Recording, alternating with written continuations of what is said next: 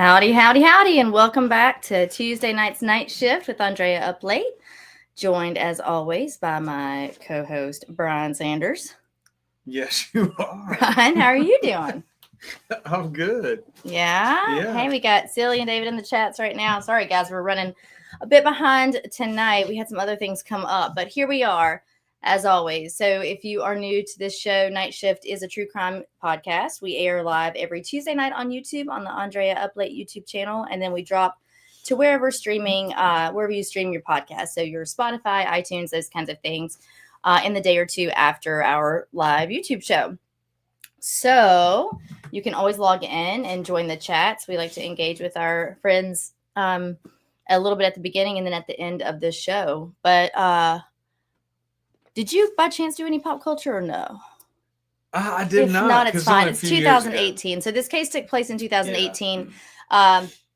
If you are a regular Night Shift listener, then you know that we like to highlight pop culture events, maybe some true crime events in the year that the case that we are referring to took place. But again, this is the year 2024. The case took place in 2018. So not a lot going on. Too different back then, right? Yeah, I think that's just too recent. Yeah, I mean, I still think anything that happened in 2018 was like 6 months I ago. know. It definitely doesn't feel like almost 7 years ago now. Goodness gracious. All right, well then we will. Oh hey, in the chats. Okay, so we will get started without further ado. Tonight we're going to be talking about the murder of Gary Farris. So the murder of Gary Farris. So Gary and Melody Farris had been married in 2018 for 38 years. They had 4 grown children: Emily, Chris, Scott, and Amanda. So Gary was a really successful commercial real estate attorney at a firm in Atlanta, Georgia. And together they lived in an 8,000 square foot, 4-bed, 3.5 bath home in Alpharetta, Georgia. And this was about 25 miles north of Atlanta. So a suburb of Atlanta. Their home sat on a sprawling 10-acre lot. So it's actually a gorgeous piece of property. So you can imagine 10 acres. There's a pond, a long driveway, a gorgeous giant barn with an apartment on top, and then this house. So it was kind of a working farm.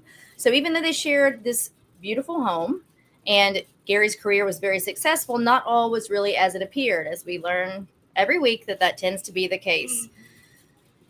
It was likely a good thing that their home was as large as it was, because they did not share a bedroom. In fact, Melody lived on the main floor of the home and Gary slept on the ground floor.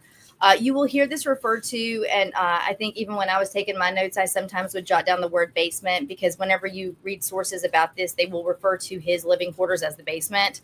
Make no mistake, it had its own full kitchen. The home had a home theater.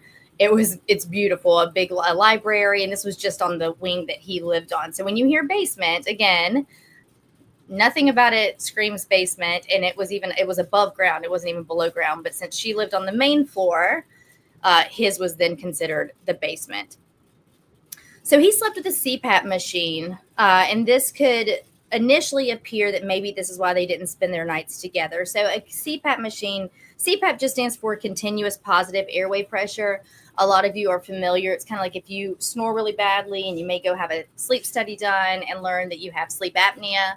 And this is just like a mask that goes over your face. Once people start using these, they use them religiously every night. And this is going to be important later on in the show. But so he would wear this every night. It's kind of a loud machine. They've got them a little bit smaller these days, a little less loud.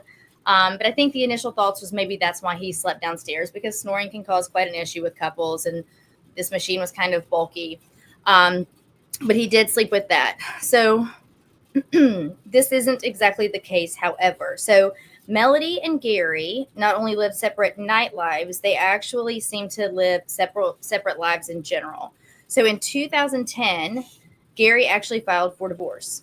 Okay. But as time went on, they eventually kind of neglected the proceedings and tried to stay in the marriage. We do learn later, however, that Melody had an affair with a man named Ted Wiley from 2007 until 2010. And at some point during this time, she took out a loan against their mortgage. of she and Gary's Alpharetta home. All right. So this would explain his filing for a divorce in 2010. Now, listen, accounts vary. Sometimes it's because of this affair that you hear he filed, which would make obviously perfect sense. And sometimes it's because of her spending habits and the fact that she took out this loan without his consent as well. Either way, they decided to get back together. So Gary had caught wind of this, and once he did find out about that loan, however, that she took out, he removed Melody from their banking, the joint banking information. Okay, so he took her off of all his cards. So even though he kind of abandoned the notion of divorce at that time, their daughter Emily Farris did testify later in court that the marriage never fully recovered, even if they had come to a certain kind of understanding of their living arrangement, if you will. So in July of 2018, this is kind of how their lives were playing out, living kind of separate lives on the same property. And on the night of July 3rd, 2018, Gary, Melody's granddaughter Addison called, and she asked her grandmother if she could spend the night. So Melody, the grandmother, told her no and said that she could just come over maybe the next night. So Addison will later say that this was a bit unusual, that whenever she kind of called to come over, they were empty nesters. Again, they had the 4 grown children and some grandchildren. So the grandkids pretty much got to spend the night whenever they wanted to. So in addition to the couple residing in their 2 separate wings of the home, their son Scott actually lived there on the property in an apartment over the barn. Again, do not picture a typical apartment over the barn, right? He had his own like bar, kitchen, a chandelier. Like it was a really pretty space. They did everything when it came to decoration. Like things were done well. Okay. So none of this, Fonzie, not Fonzie's room. Yeah, it wasn't Fonzie's room. We've come a long way. So, it was actually really gorgeous. So you can actually go, I think 2511 Purcell Lane is the address. And you can go and see some kind of more current pictures of the home today on like Redfin or Realtor.com or all of those kinds of websites. So there, Scott tended to the animals. He helped out around the farm and the land. It was kind of a working farm that they had. They had horses, goats, etc. And it was pretty well known amongst friends and family that Melody did not like the amount of money that Gary gave out to their children. So while he might have removed her from the banking information and from his cards, he still was dishing out pretty generously money to their 4 children when asked of him. So on July 5th of 2018, Melody called around asking if anyone had seen Gary, as she had not, and a search was underway. Scott immediately came to meet his mother and aid her in looking for Gary. Gary's Mercedes was still in the driveway, and his wallet originally had been found in the middle console of the car. That changes quickly. So nothing initially appeared disturbed in the home. Gary's CPAP machine was right beside his bed on the nightstand, as always. So they go outside and they start searching. Scott, remember, it's a 10-acre property, guys. Okay, so Scott begins to get concerned that his father maybe had been working out on the farm and succumbed to an accident or a health issue. His dad at the time, I believe, was 59 years old. They continue to reference the fact that he does smoke cigarettes and drink a lot of Mountain Dew. His eating habits were not the best, but either way, he was doing fine in his day-to-day life. But his son did get concerned that maybe, gosh, his car's in the driveway, CPAP machine's there, wallet's here. So it doesn't appear that he's traveled anywhere or gone anywhere for any length of time. So maybe he's on the farm somewhere. So at this time, Melody asked Scott if he'd put a goat on the burn pit. So again, she asks her son, did you put a goat on the burn pit, as they're looking for his dad? Okay. And he immediately thought this sounded kind of strange because they did, in fact, have goats, but they had never put one actually on the burn pile. Okay. Mm-hmm. So he makes his way back through the property on the way to the burn pit and notices that the tractor is a bit out of place. So it's always kept in the barn.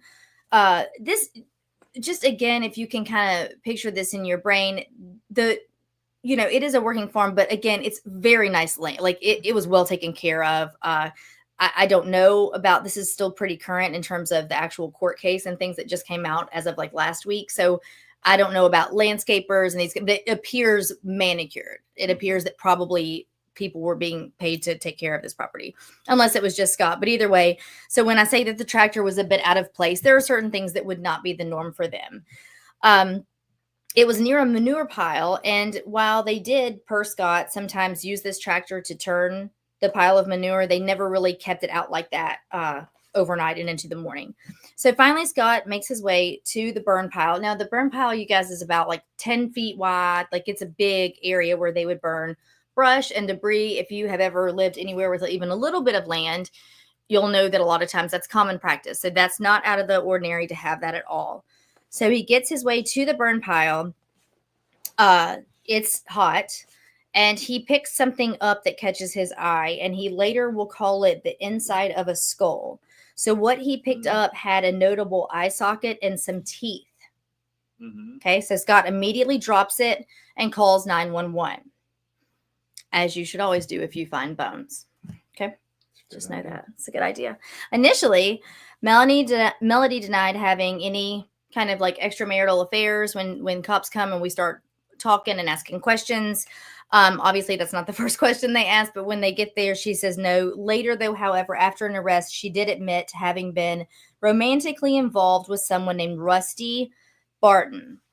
Police early on instructed Rusty, and we're going to go back and kind of get to why they came to this conclusion and why they then instructed Rusty to do this. But they early on instructed Rusty to record all phone conversations with Melody. So this is after Rusty told them that on July 4th, so Rusty says that on July 4th, this would have been while Gary was still, like, quote, missing. He had last been seen by anyone on July 3rd, and it's July 5th that they've called police to say that we found this partial remains in a burn pit, okay?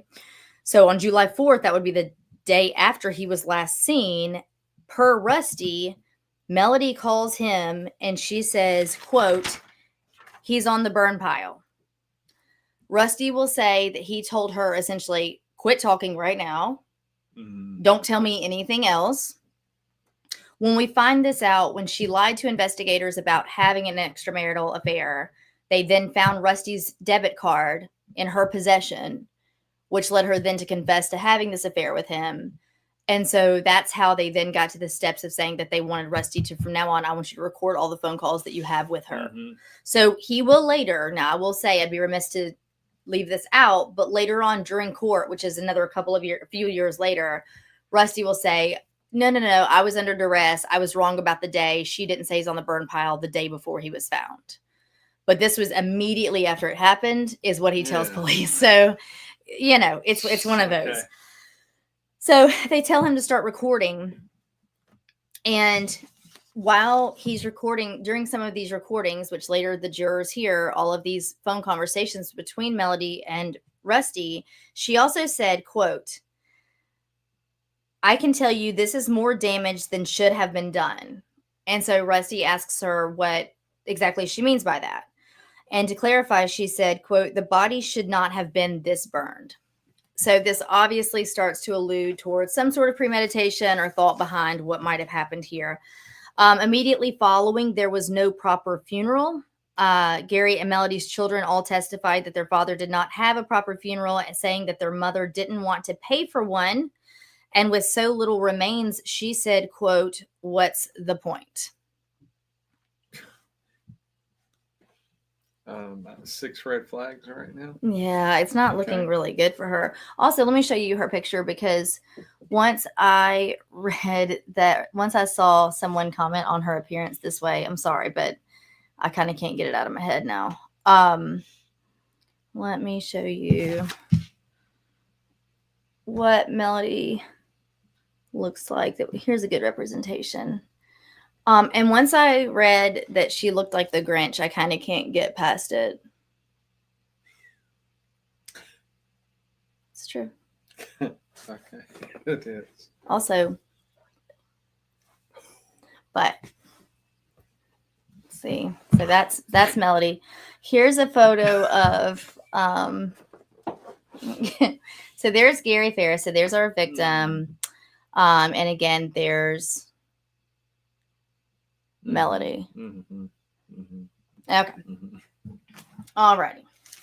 So now what we're going to do is kind of read through those were just all of my notes. And so now we're going to go through and read what I printed out that is like kind of a day by day of the trial to see kind of what they found in discovery and like how they connected the dots. Because in terms of the story, like this is all we have is just this and a little he said, she said, and then some remains in a pit. So, and we'll talk a little bit too about the science behind burning a body, because we've talked about this before, and that's not an easy thing, is it?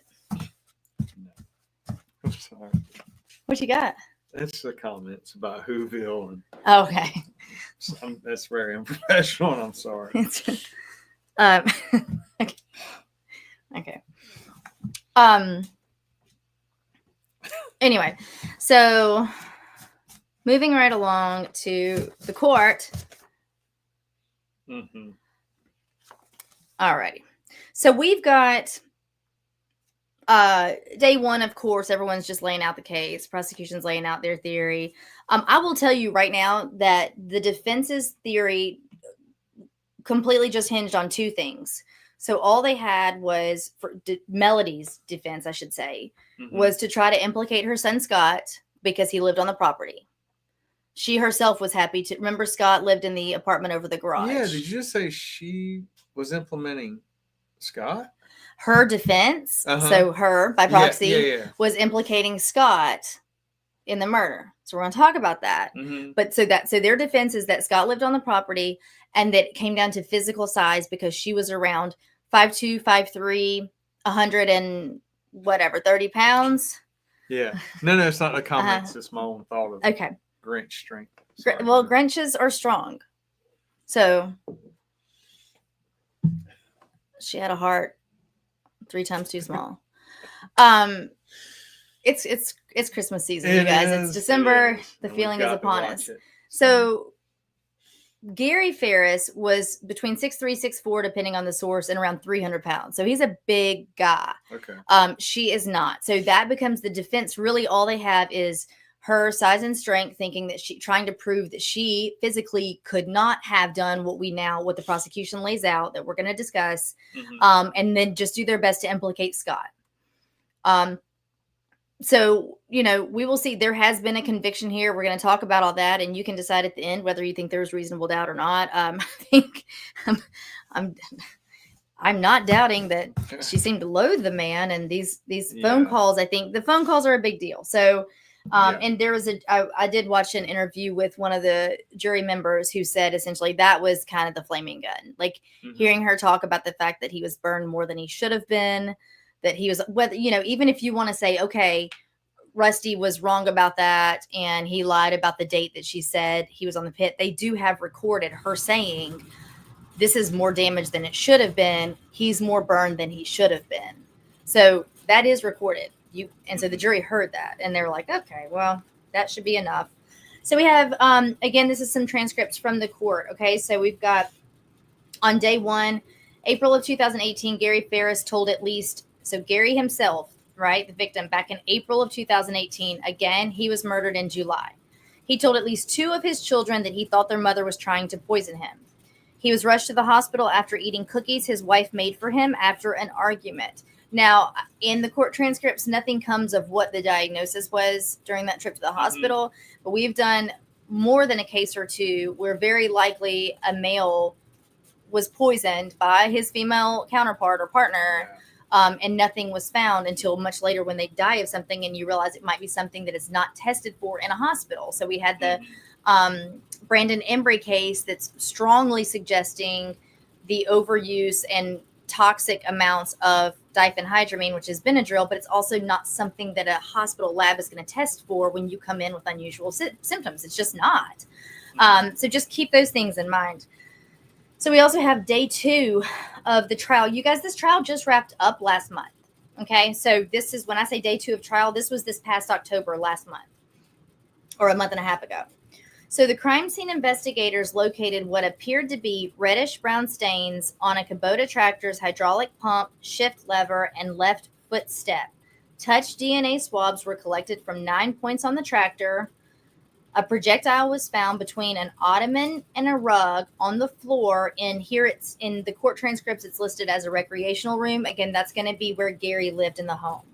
A red shirt with what appeared to be soot was found inside the Farris home. And a 38 caliber ammunition was found in a loft apartment above the barn. We know who lived above the barn. It was Scott. So we're going to discuss that here in a moment. There were some conflicting reports, but we have Gary's blood found on a blouse and one shoe in the home that belonged to Melody. Not looking good for the Grinch. So Blue Star, we've talked about that before. It's just a different company, a different brand of what we know to be luminol, okay? Revealed possible cleaning streaks near the top of the stairs leading to the home's basement, or otherwise known as Gary's part of the home. Okay? Melody Farris, this would be on day 3 of trial. Melody Farris sent a text message to her friend and neighbor, Terry Braswell, stating, I hope Gary dies, she says he, referring to Gary, I hope he dies alone a gruesome death. We've got Battalion Chief Ricky Collette, who is with the Cherokee County Fire and Emergency Service, who told jurors that the dive team did not locate a gun in the pond on the Farris property. Like I said, they have a large pond on that property, and the dive team did drag it, did go down and search for a gun. The murder weapon has never been recovered. So, okay. Of course, the defense is kind of trying to, push back with that a little bit.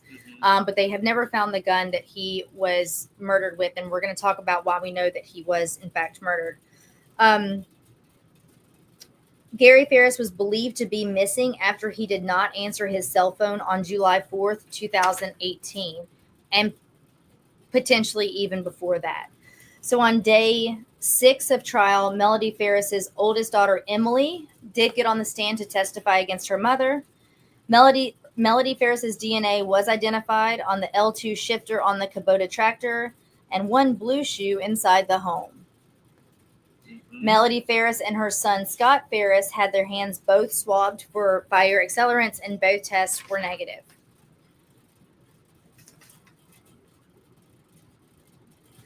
So Gary Farris kept a log whenever he had one of his, quote, spells. We're going to talk about what he considered a spell a little bit later on. According to his legal assistant, Angela Phillips, the doctors could never find anything wrong with him.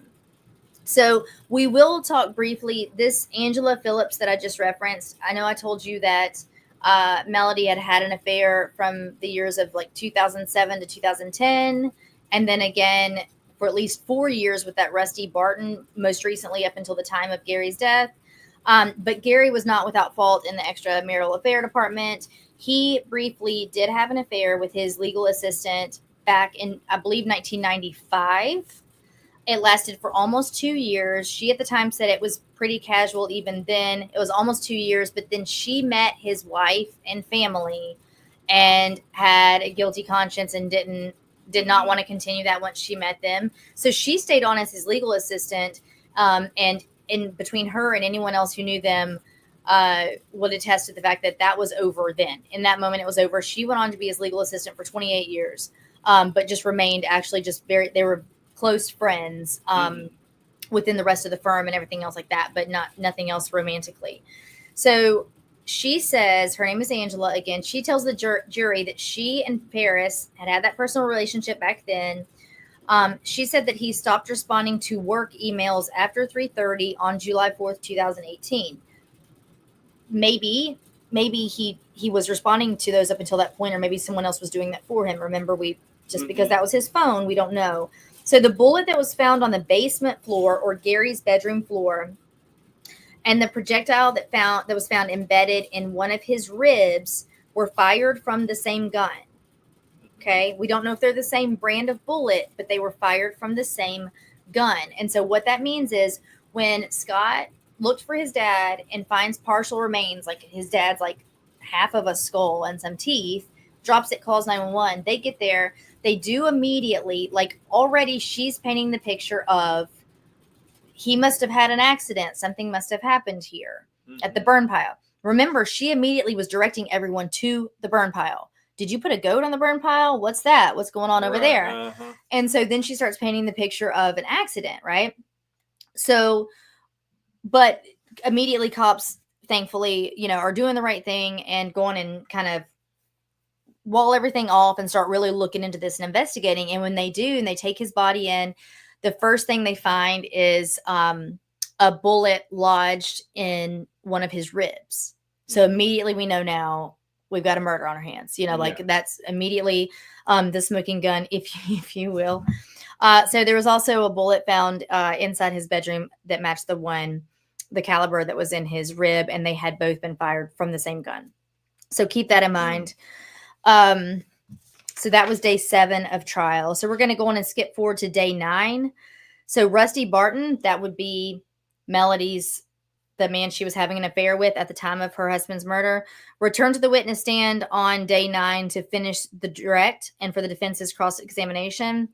So we know that he had a .357 Magnum. It was taken by police for testing. It was determined not to be the murder weapon. He was also dating another woman in Tennessee while having an affair with Melody. But for those who think that, Gary must have found out about this affair and that's what caused precipitated all this stuff. He already knew about it. I actually think he didn't care at this point, because in 2017, a letter was written to Gary from Rusty Barton's girlfriend in Tennessee because she had found out about Melody. And she didn't like that her boyfriend was also seeing another woman. So she decides to write a letter to that woman's husband, who was Gary, and let him know about that in 2017. So that was not unknown to Gary. He had known about it for at least a year at this point. Okay. So law enforcement did ask Rusty Barton to record his telephone conversations like we talked about with Melody. But Rusty told Melody that their phone calls were being recorded, and then he purchased a prepaid cell phone so she would be comfortable that the police weren't recording their conversations. And so when asked why he did this, he just says that he was trying to find out whether or not she killed her husband and burned his body. Oh my God. I would suggest not to do that, by the way. Yeah. If you're asked by law enforcement to record conversations, let's not go on and substitute it out for a new phone. So on day 10 of trial, we have Rusty Barton's internet searches. And his internet searches included, quote, if the police have a cell phone number, can they get all of your text messages? Another one that says, quote, plain gold rings. Another one that says, quote, how police get your text messages. So Addison Farris is the granddaughter. She's the one, remember, that said her grandmother would not allow her to stay the night on the farm on July 3rd. Remember, this is kind of the day in question. Everything is pivoting around the 4th and the 5th when he was found, but the 3rd is the last time he was seen, and some interesting events happened between the 3rd and the 5th. So she says that she was not allowed to spend the night on the 3rd. Her grandmother had told her maybe tomorrow night, right? So she testifies that she did not see her grandfather on the farm when she arrived on the evening of July 4th, but she last saw him on the evening of July 3rd. She testified that she did not see a fire or smoke coming from the burn pile when she stayed at her grandparents' home on the night of July 4th. Now remember, his remains were found on the morning of the 5th. If she got there on the night of the 4th and says that there was nothing to indicate that a fire was going that night, his body was burned. He had, I forget now what the lingo is in that world about like post-burn, what trauma to the bones or whatever. It would indicate that the fire would be around 1,000 degrees Fahrenheit. To get a bonfire this way, so a fire outside, all it's doing is constantly losing heat, right? So that's why, like when a person is cremated, it's inside a crematorium. Everything is sealed. Everything, if you have a fire inside a car, it's going to be different. It's a smaller space. It's more enclosed. Obviously, you also have accelerants, but an outdoor bonfire is constantly losing heat. So it's very difficult to keep it as hot as anything that you would need to actually burn a body. We talk about this often because our body has moisture. It's got water. It's not super flammable. So to burn him, I mean, we're talking, he was burned so badly that they said that there was no way they could get any indication of the size of his body based on the bones that were left. They couldn't even reconstruct like his skeleton properly in that sense, like fully burnt through. I'm not sure that I've heard of one quite like this in that sense. But to do that, you have to constantly work a fire. You have to tend to a fire. So it's not even that she could somehow shoot him and throw him in the fire pit and call it a day. You're working that fire. You're keeping it going. Yeah. So that's something to keep in mind. So meaning that if the granddaughter did not see a fire burning that day, another source, bless you, take a drink. Another source says that he would almost had to have been burned for 24 hours to get there, to get to the point that his remains were in at this time. Okay. So before the bullet, we're still on day 10 of trial. Before the bullet was found in the basement or in Gary's bedroom, a projectile embedded in his rib. Before they found that, the one in his rib, and any blood found in the home, Melody's sons, Chris and Scott, both talked to the police about a missing gun, a tractor that was parked in a weird way, and their mother having their father's wallet in hand. It would be good for you to also know that pretty much immediately upon finding his body and the investigation that ensues, she's already going to each one of the children to demand that they repay any debt that they owed from that that the dad had lent them money. Wow.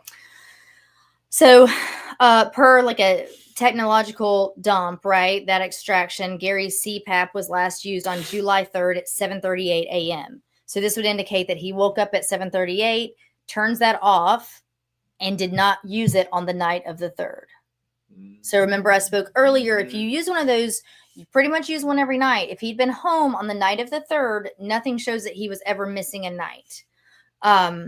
So he, take it for what you will, but he did not use it on the night of the 3rd. Okay. So we're moving right along. Let's go on and skip to day 14 of trial.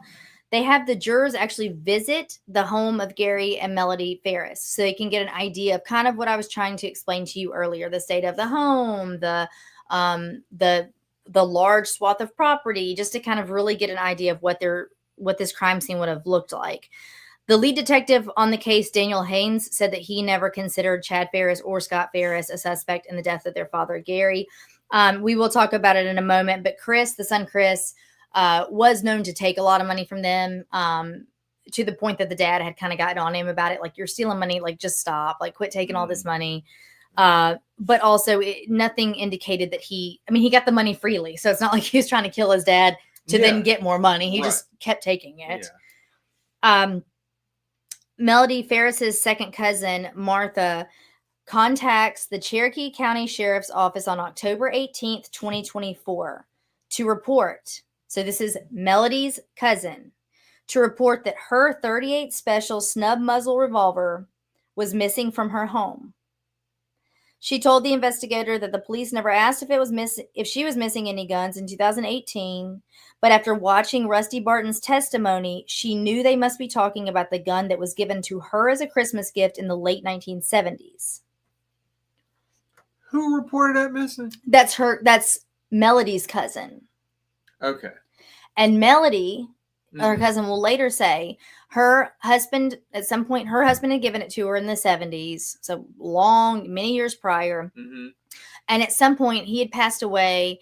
And she does recall that she only told 2 people, only one of which were still alive, and it was Melody, where she kept it in the home. Okay. And it was in kind of an obscure place, like in a cabinet under a thing, you know. So just keep that in your little compartments in your brain. All right, so day 15 of trial, we have a cell phone tower dump near the Farris's Purcell Lane home that shows the last phone and data location for Gary Farris. For his phone, it ended on July 4th at 6:24 p.m. So check this out. Prosecutors and law enforcement contend that Gary Farris was murdered on July 3rd after 10 p.m. Okay, so Gary Farris left his home, according to cell phone records, at 8:28 p.m. on the 3rd. Okay, on the night of the 3rd, headed to a nearby restaurant, stayed there until 9:21. So he was there less than an hour. His phone is moving toward his home from 9:26 p.m. and 9:32 p.m. Melody Farris calls her son Scott at 10:52 p.m. So an hour and 20 minutes after Gary's phone stops moving, Melody is calling her son Scott, saying that she needs help to round up the farm animals who had broken free from their enclosures.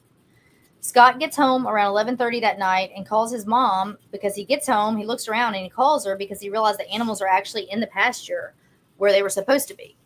And he sees the burn pile burning. Okay. Mm-hmm. So on July 4th, 2018, data points show Gary Farris's cell phone moving around the property. So on July 4th, moving around the property beginning at 5:52 a.m. through his last phone activity that was at 6:24 p.m. So Scott calls his mom to pick up a debit card at 6:12 that morning. So he was coming to borrow a debit card because he was going to go play in this golfing, I don't know if it was a tournament or a league or what, but he had a big golf game that day. Mm-hmm. Now, I personally don't think that Scott murdered his father. Do I think that they were happy to use any of the money that was given to them? Absolutely. And did it maybe not encourage him to go out and do bigger and better things? Maybe. So he's coming to borrow mom and daddy's debit card, whatever, to go play golf. So this would be the morning of the 4th. So again, we have Gary's phone like moving around the property starting at 5:52 that morning. Scott gets there at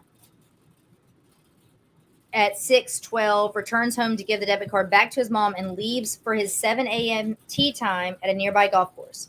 So Amanda Farris, the youngest daughter, encourages her mom to meet herself and her fiance at Lake Lanier around 11:28. This would be on it's the 4th of July, guys, right? So it's a big lake day.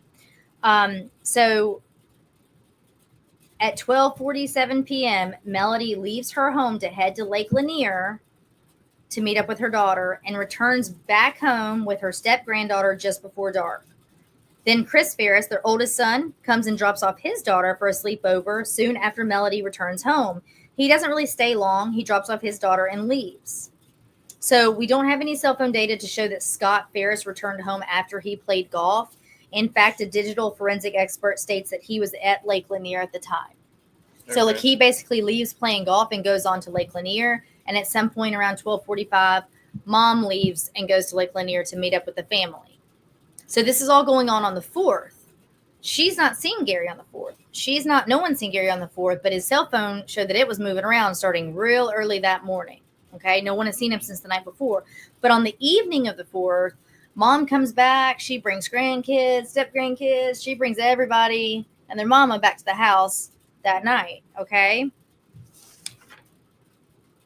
So on day 17, we have forensic pathologist Dr. Jonathan Arden testify that he could not confidently say that the bullet found in the rib cage is what caused Gary's death. And you can't really say that, right? We know that he was shot, so we know it was a murder. We don't know that that's what caused his death. Again, remember, his remains were so incinerated that this took away, obviously, any DNA. It took away any idea of hemorrhaging. We don't know if he was shot before or after he was put in the burn pit. We don't know. Yeah. We don't know his lung, like soot inhalation. We don't know any of these things. So we don't know the order of events because it's all literally just burned. It's gone. But we do know that the one was in the rib. So there could have been, keep in mind, there could have been another bullet that went through him. We don't know. So, and again, they had found another bullet with his DNA on it inside the home. So there's that. All right. So then we have on day 21, a Cherokee County jury convicted Melody Farris on all counts for the death of her husband, Gary Farris. And Melody Walker Farris was convicted of malice murder, felony murder, aggravated assault, concealing the death of another, and making a false statement in the death of her husband, Gary Farris. I am going to read you a couple of things here that I found on this website. Let's see if I can. I hate this when I read from my computer because then I'm just like staring at the thing. It's fine. So Angela Phillips, Gary's legal assistant, remember, she testified that when he had these spells, he would get a dry mouth and be overcome with exhaustion, sometimes even falling asleep at his desk. So that in and of itself, I'm thinking, isn't necessarily a big deal if he has sleep apnea or some other things. But she said that she encouraged him to get poison testing.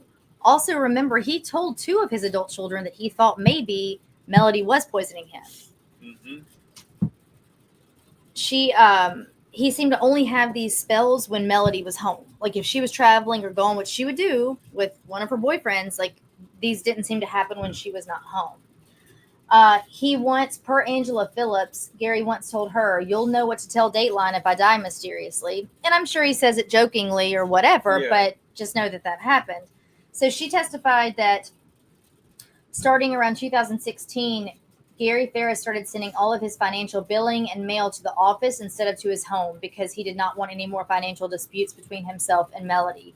She said that around 3:30 p.m. on July 3rd, so this is when we think that the investigators think that it was the night of the 3rd that he actually was murdered.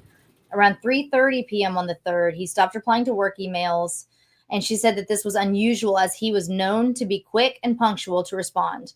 On the afternoon of July 5th, the day that his remains were found in that burn pile, his daughter Amanda called Angela and told her about it. She said she broke down crying, and she says later that evening, get this, guys, Melody Farris calls her, and they discussed Gary's death. Angela asked her how he'd ended up in the burn pile. She said, I inquired as to how he even got there. I couldn't fathom any way that he got there. Melody suggested maybe he had a spell and fell in, and that didn't make any sense to me because his spells were never bad enough that he would fall into a fire and not be able to pull himself out. And I asked, well, is there going to be an autopsy? To which Melody said, oh, there's not enough remains for an autopsy. And she said that made her blood turn cold. That was kind of her response to him not having a proper funeral, too, if you remember. She had told her own children, his own children, what's the point? So we know that the man that Melody had an affair with back in 2007 through 2010, actually, she gave him a loan somewhere between $6,000 and $10,000 in 2009, which he said he paid back. But remember, she also took out that loan against their mortgage at that same time, and that's when Gary filed for divorce. So my assumption is that was to give him this money. So I told you that the forensic scientist said that the .38 caliber bullets found in his remains, as well as on the bedroom floor of his, were fired from the same gun. They don't know what kind of gun was used. They just go on to talk about how they think the bullet may or may not have entered his body. It's post-thermal. That was the word I was looking for. This forensic anthropologist said that the bones in his remains had post-thermal damage from the fire, and that would be consistent with the fire of 1,000 degrees Fahrenheit. So I don't care what kind of fire you make when you're roasting your marshmallows. I can't imagine being able to make one. That's on the higher end of what would be normal for a bonfire. I looked that up because I had no idea what the actual degrees would normally be. But in saying that, not only is that on the higher end, but it would be on the higher end consistently enough and for as many hours as it would take to burn down the body like that. That's another thing. It's one thing to get that fire that hot, but then to keep it there is very difficult. So get this. So there are some colleagues that Gary worked with at that commercial law firm, Patrick Clark and Eric Durlacher. So they also testified, and Patrick Clark said that in phone calls in the days after July 5th, so after his body was found, Melody Farris inquired about her husband's capital contribution to the firm as he was an equity partner. So she immediately calls the firm to ask about his contribution. He said that when he asked her how Gary died, she told him about, when he says, how did Gary die? She then tells him about her whereabouts on July 4th, saying she did some yard work that morning, then stopped at Target before leaving to spend the day at the lake. She told him she had a receipt from Target, and she said that she smelled cigarettes burning that morning, indicating Gary was alive. She had made another phone call to someone else, I think a neighbor, and said, bless you, take a drink. She said that I think she called another neighbor as well to say something like, oh, I'm out doing yard work. I smell cigarettes, to paint the picture that Gary's around somewhere, right? So this same colleague tells the defense that Chris Farris, who was their oldest son, had called him in the days following finding their dad's body and said that Melody directly took them to the burn pit. And when he was 95% sure his mom did it, meaning that when they were searching for his dad, again, she basically immediately gets them back to the burn pit. Another partner at the firm's Atlanta office testified that in the evening of July 5th, so again, same day, this woman's husband of 38 years, even if she hates his guts, they still live in the same home, even if she's having an affair, and they found his body almost all but gone in a burn pit. I mean, that would be kind of shocking if nothing else, right? She called him, so she's calling everywhere. And so she calls the office again, talks to him, and says to him unprompted that, quote, yeah, there was no foul play involved in this. In case you wondered. She also told the court that Melody asked him he also told the court that Melody asked him to lock Gary's office and not let anyone in to retrieve anything from it. He also said that Melody was listed as the sole beneficiary at the time of Gary's death and disability, as well as all life insurance benefits. And the value of these benefits was over $2 million. So, yeah. So things had gotten yuckier and yuckier. I guess a couple of the kids had said that Gary said soon before his death that every day with Melody was something about the worst day of his life compared to the day before. One of those situations. Oh, like it's just getting worse. Worse and worse and worse. And so I think the idea is that she was fearing divorce. Actually, he had. So he'd filed for divorce in 2010. And then in 2018, yes, started talking about they need to just go in and split everything up and whatever. And so if that happened in Georgia, an affair is actually can be like a misdemeanor, I believe.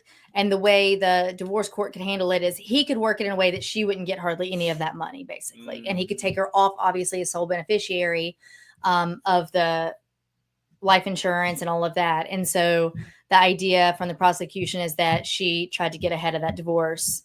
And while she was still sole beneficiary of everything, take care of the problem. Yeah. Now, where it gets disputed is, did she shoot him in the house and drag him out? He was 300 pounds. Mm-hmm. We do have that blue star, which is like a luminol, indicating that there could have been a blood cleanup around the top of the stairs leading down to his bedroom. Mm-hmm. So there's a couple of theories. There were no drag marks, anything like that. Remember, a spot of her blood and his was found on that tractor that was parked in an odd spot. Okay. Yeah. So, I mean, she could have gotten him there. If she could roll him in a bucket, she could have gotten him there by a tractor. She knew how to use the farm equipment. Mm-hmm.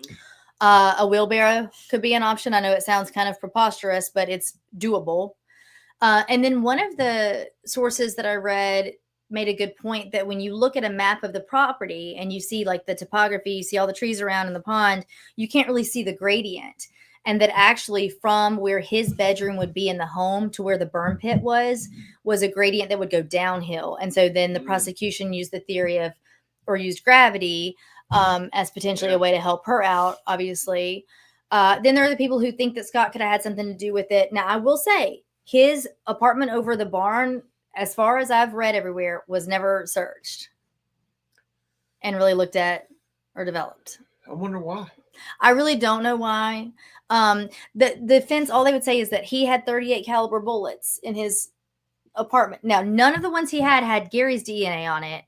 None of them had been fired into Gary, had been touched by Gary, had his DNA, whereas the one in Gary's bedroom and then obviously in his body did. And those were fired from the same bullet. And anything that was in Scott's, had not been fired. There's talk that when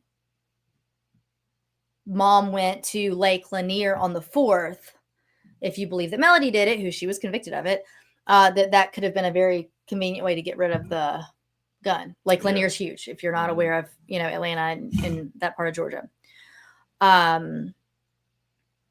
So there's that. Yeah, you can get rid of a gun, obviously, very easily. That's one of the worst parts about working homicides is like, in the movies, they always make it like, you get the gun, you recover it, and a lot of them, you don't ever recover the gun. Right. And it won't show up. It could be like 8 years later. And all of a sudden, that joker will show up on the West Coast, and now you're like, oh, well, cool, we now recovered one that's used in a shooting or whatever. But the 38 projectile was recovered in Gary's room, you said, right? Mm-hmm. One of the questions I was going to ask earlier, each department kind of has different terminology and stuff. We always call them defects. Okay. It's like if a bullet, strikes and goes through something, a body, and then hits maybe like drywall or whatever, ricochets off a counter, it leaves a defect, like a mark. Was the projectile had been fired and it was lodged or something? Or? Yeah, none of that. So keep in mind also this, to you and anyone listening, this case while it happened in 2018, the murder, the trial just wrapped up last month. So, you know, what I'm reading is kind of a summary of the day's events of the trial that lasted about 3 weeks. But I'm sure that more of those details will come out as time goes on. So that's why this case is a little different in researching it. But in saying that to you, nothing read that it was lodged anywhere. And I feel like it would say lodged in the door jamb was another, you know, projectile recovered. It just said it had his DNA on it. And it did not specify what kind of, that it was blood, but it had his DNA on it and that it was there in his bedroom. Yeah, because, you know, I mean, you know this, but, like, bullets will go into people and, like, it's almost like it comes out and the clothing will catch it. Mm-hmm. You roll a body over, move a body, and then you like in a shirt or something. Or something. So I was curious. I know there was one bullet recovered in his rib. I wonder if there was a second gunshot wound, but you can't tell. So the initial like ME or whatever says, "Oh, gunshot wound," like he was killed by gunshot, and it's like, well, hang on, he was shot. Yeah, that bullet is very likely unless it severed an artery or something, whatever, not the one that killed him, right? Or it could have been, but it doesn't have to have been. So there could have been another one like that had already gone through. So some of the theory is that potentially he was shot in his bedroom, made it up the stairs, started to run out. Okay. That's what some people think as well. Some people think he was tending the burn pit already. He was already out there and was shot there. Maybe. But then you've got the blood cleanup there in the home. Mm-hmm. So now that could come from too. He could have cut his hand or had a nosebleed or but if she shoots him out there and he's starting to bleed quite a bit, she's got to move him. I wonder if that could be transferred, like his blood on her shoes, that sort of thing. And then when she comes in. For sure. So those are just some ideas about how she could have physically, because I mean, and I say that because again, the defense, there's not much when she says he's burned more than he should have been, or he's on the burn pit. Like, now there can be an explanation for that, but I'm not going to say what it is. Do you know what I'm saying? Like something that you need to know about Brian Sanders. So if you are new to the show, Brian is a retired homicide lieutenant. And so sometimes this show will be done and we will turn it off and we will bid a fair goodbye to all of you lovely folks and shut these computers and leave the studio. And then he'll say, you know what I think probably could have happened there? He's like, I just don't want to tell people and give them an idea. This happens often. Okay. But I get it. But this is over with. So actually I can't say. Oh, yeah, she can't use it. That's another thing. Yeah. I don't want them to use it as a defense. Yeah, I do say that a lot. But if we're talking about a human body and I say, well, the body was not as, what was the quote again? Burned as it should have. Burned more than it should have. More than it should have been. It was like the opposite of what you would think she would say. Actually, you would think that she would want it to be burned. Like you and I could be talking about something and go, hold on, this is weird because it's burned more than he should be. Mm-hmm. Like we talked about. But of course, you and I will be able to explain that. Like, hold on a second. But she also said, you know, if we were the ones who said that, you know, to put it into context. She also said, she had said, I can tell you this is more damage than should have been done. And he said, what do you mean? And she says, the body shouldn't have been this burned. Well, first of all, the body. I get caught up on some funny little words, and I feel like the body is weird. Again, even if she can't stand this man, and actually she's secretly glad she's going to get all this money, but she didn't do it, it's still a shock. They've been married 38 years for whatever that's worth, and he's still, yes. Also, if she thinks that, what's his, I apologize, the guy that lives in the... Scott, their son. Yeah, their son. If she thinks Scott did it, killed him, why is she not afraid of Scott? Oh, because I don't think she thought it at all. I think the defense just had to have something. And they're like, oh, he lives there and he also has 38 caliber bullets. But I mean, the dude lives in Alpharetta, Georgia on a farm.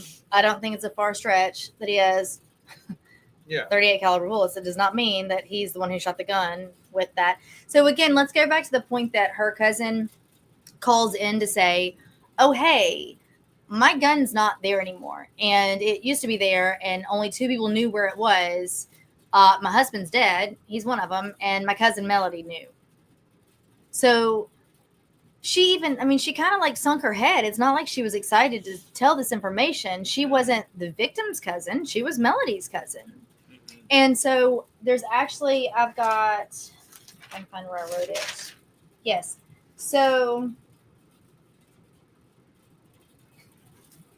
the best part is I write notes last minute and then I have to go back and try to read it. In June of 2018, so the month before Gary was murdered, Scott, the one who lives there on the property, has said that he rifled through some drawers. He was looking for a remote, and he found a .38 snub-nosed revolver that he had never seen. He didn't think anything about it at the time. This is the month before his dad died, so everybody's still like, everything's the norm. So he sees that snub-nosed revolver, and that's exactly what she described hers to be. And it had been like under a TV. Like you have to take the TV off to get into the credenza or whatever, to get into the top compartment or whatever. And he didn't think much of it. But then when all this happened, of course, he told police about it. And then her cousin told about the one that she, and it's not been there since. Like, so the one that he found that he had never seen before is no longer on the property. So here's a great point for patrol officers taking the initial report out of nowhere when someone reports a pistol stolen. Like, usually that's going to come back, obviously, to be used in a crime. But sometimes... I don't know that she reported. She never reported stolen. She never did, right. Okay. But I'm saying, like, in general, like when officers are taking reports, get a lot of information because of that. Like it, in my own experience, not everybody in the U.S., it's happened probably 3 to 4 times where a relative realizes either they let someone borrow a pistol and then they went and got killed, a person killed somebody, or they know that their relative has stolen their firearm and they want to get ahead of it so that they don't have that body on them. So they don't have to explain that. So I say that because sometimes officers will do the kind of the bare minimum, just like, oh, okay, your pistol's stolen or is missing now. You don't know where it is. And they don't get a whole lot of information. Look, as you're talking, I'm looking this up because I'm leaning toward the fact that I think Martha said she let Melody borrow it. Yeah. And that's why she wouldn't have reported it stolen. Yeah. A lot of times that's what happens. Somebody borrows it or has access to it and then they use it. Michael Hendricks is making a comment about, back when people used to say things like 38's plenty powerful enough. And if you need more than 5 rounds, you better go to the range. Revolvers can't jam.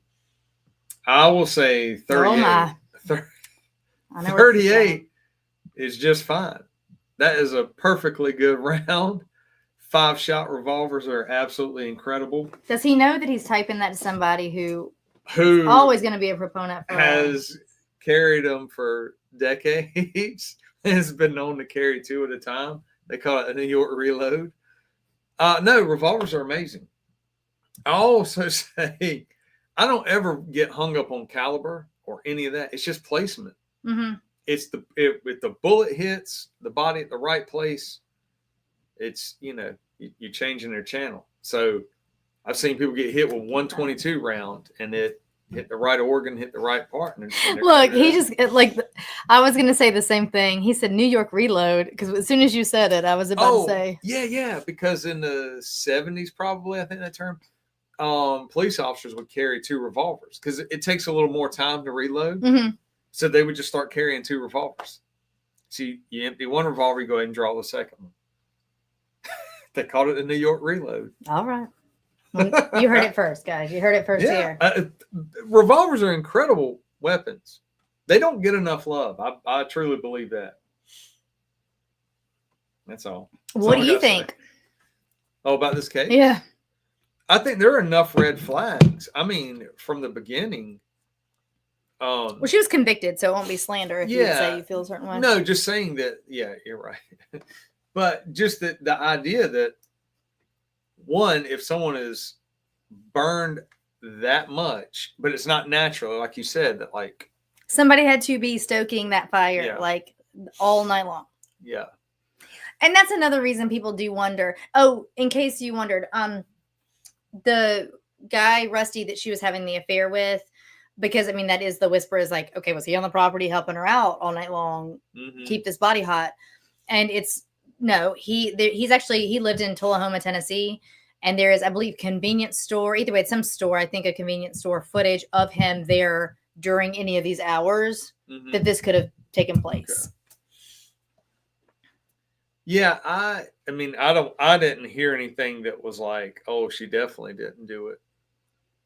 Probably one of the bigger hurdles they had to do was figure out about the son,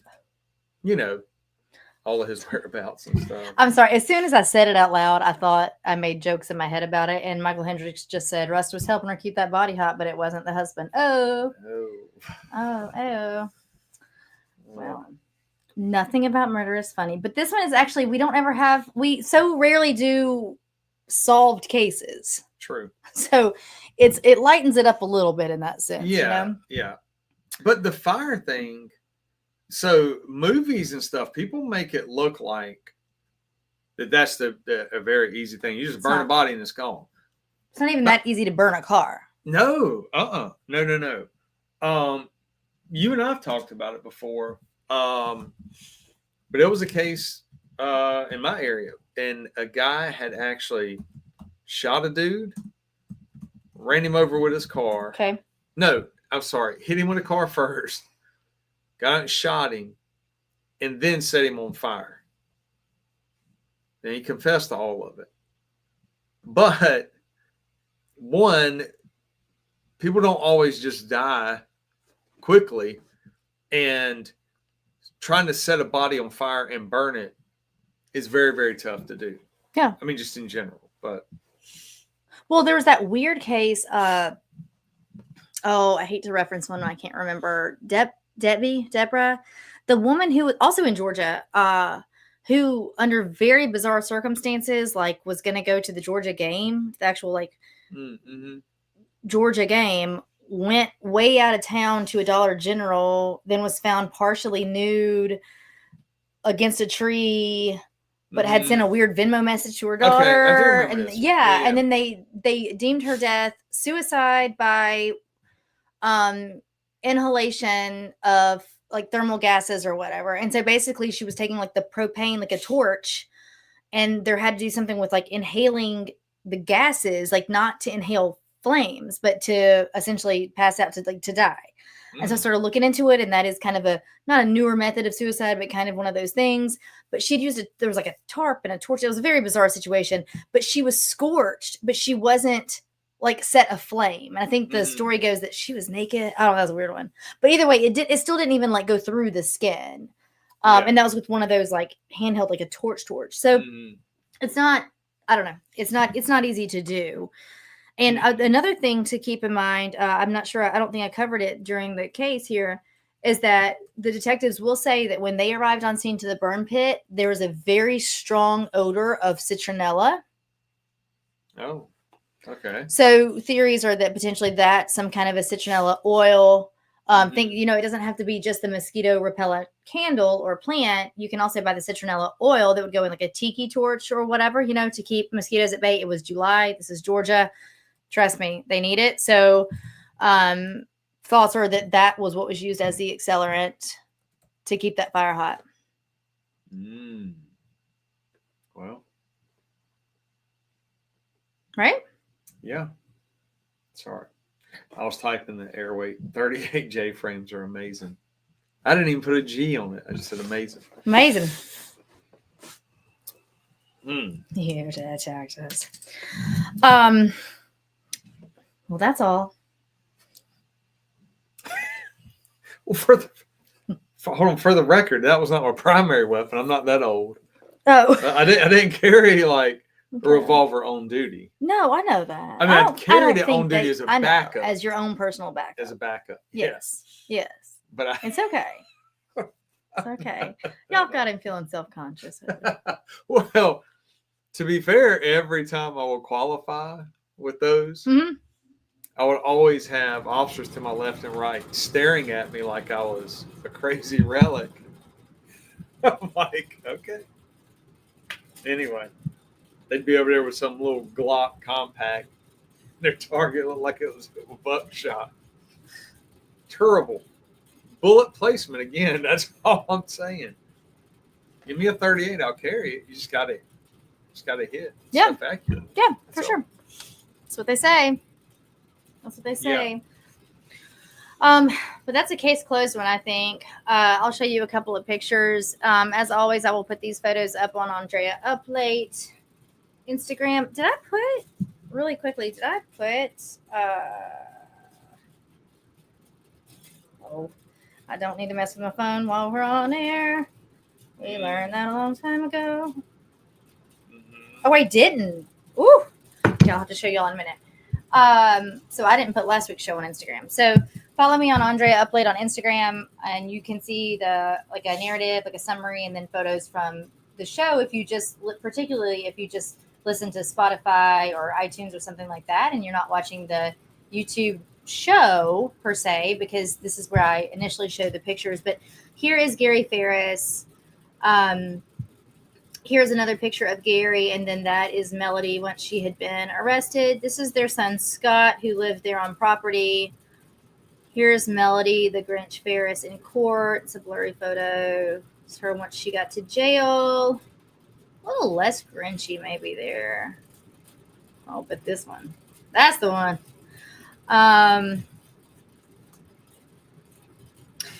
Also, so you're aware, their son Scott has said, and both boys have said, like, one of the daughters did just say, she didn't say, oh, my mom could never do it. I don't believe. She just said, I will side with her unless they can prove to me that she's done it. And then she said, I would do the same for my dad, because obviously this is a very difficult thing to think about. Both boys, and I believe the other daughter, everybody was kind of like, they weren't real happy with their mom already. Yeah. So now Scott will say that he had referred to calling her Melody for a long time. He had not called her mom in a long time. They didn't really have a mother-son relationship like that.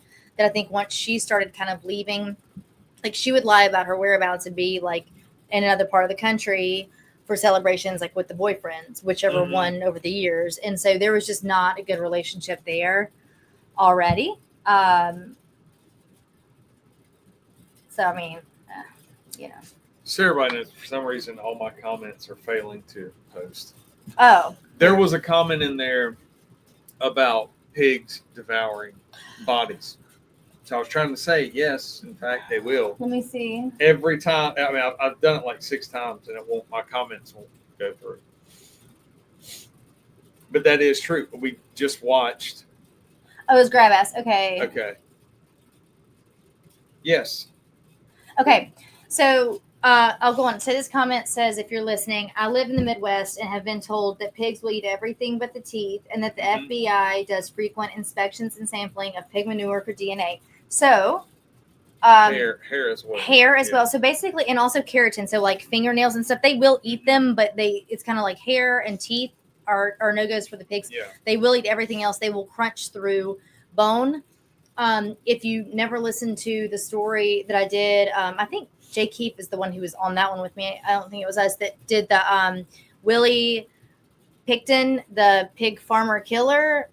He's up in Canada. It's a gruesome story. It's disgusting.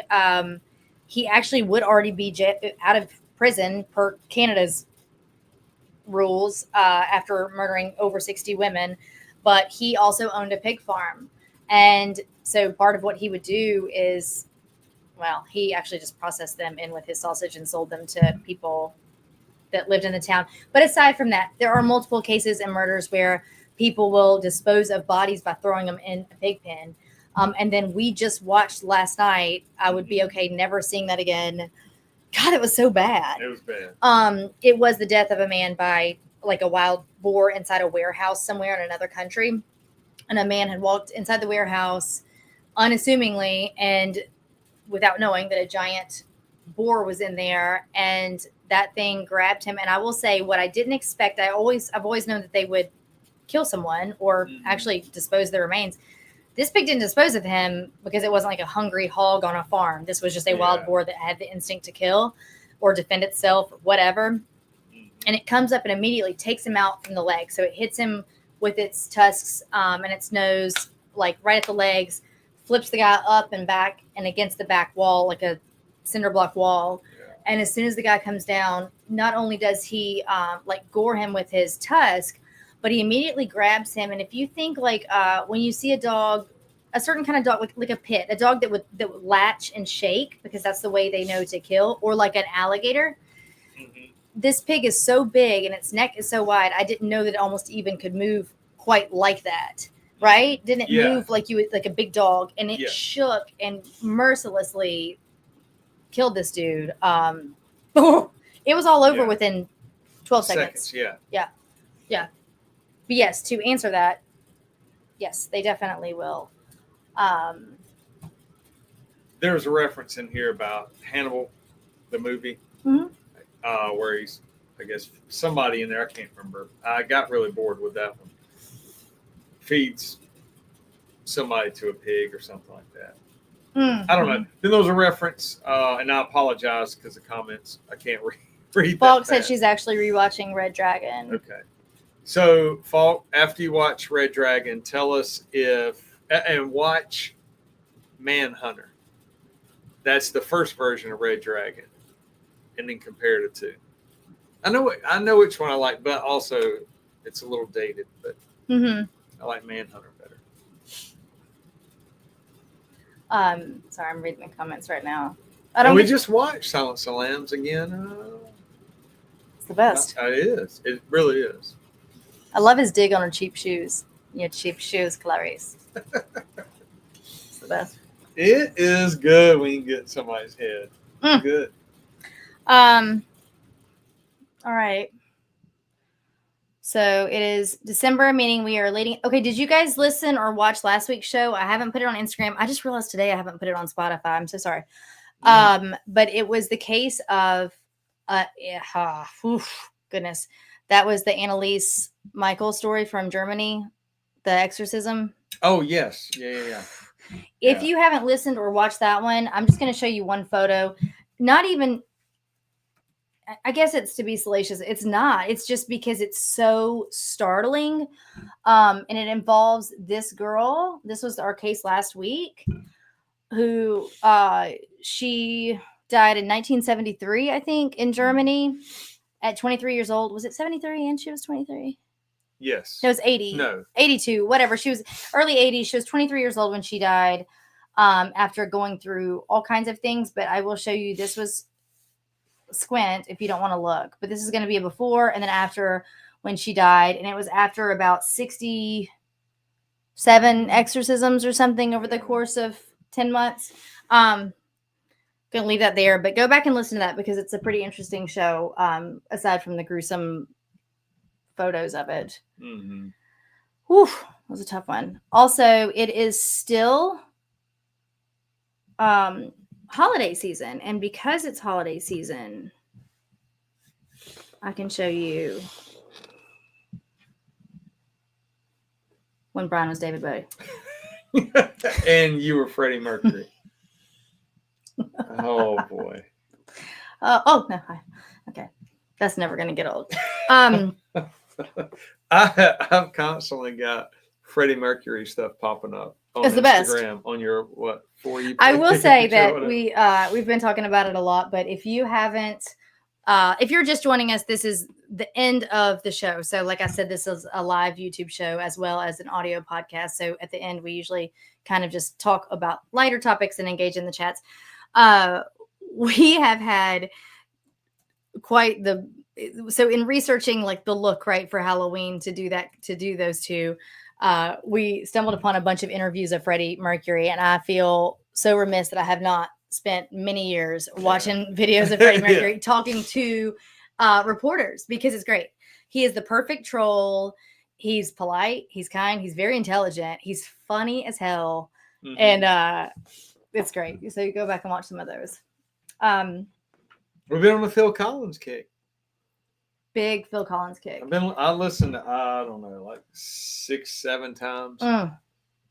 There must be some misunderstanding. Watch Phil Collins in Live Aid when he sits at the computer to sing the Against All Odds. The Against All Odds song. Yeah. And then if anyone can get me the shirt he's wearing. Oh yeah. right there. I need that. All right.